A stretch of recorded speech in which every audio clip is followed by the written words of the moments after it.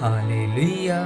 स्वागत है आप सबका मेरी भविष्यवाणियों की पुस्तक में। तो आइए हम आज के पवित्र वचन को पढ़ेंगे जो कि परमेश्वर की दासी पास्टर सोनिया यूसुफ नरूला जी के द्वारा लिखा गया है।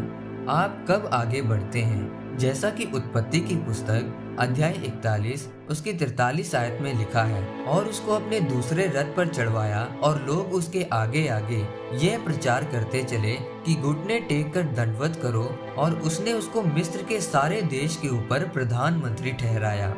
मेरे प्रियो, याद रखें, अगर आपका रिश्ता परमेश्वर के साथ गंभीर है तो परमेश्वर आपके जीवन में ऐसी घटनाओं को करेगा जो आपको पसंद हो या ना हो, पर वो घटनाएं आपको आशीष और ऊंचाइयों में लेकर जाएंगी।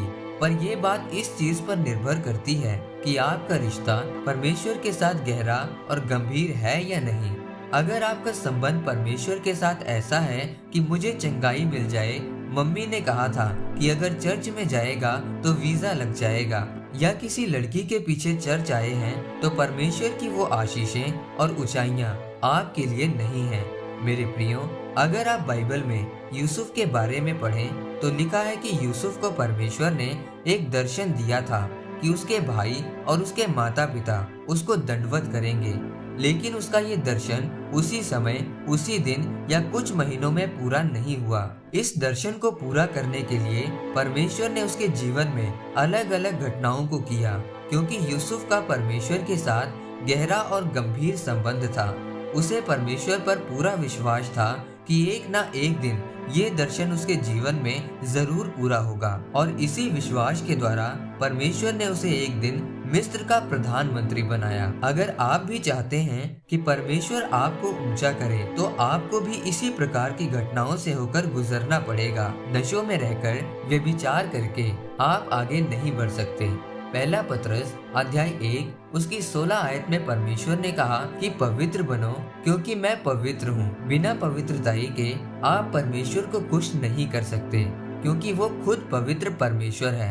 परमेश्वर की आज्ञा को तोड़कर आप आगे नहीं बढ़ सकते। परमेश्वर आपको अपने कामों के लिए इस्तेमाल नहीं कर सकता। आप बाइबल में पढ़कर देख लो कि जिसने भी परमेश्वर के वचन को तोड़कर पाप किया तो उसका क्या हाल हुआ।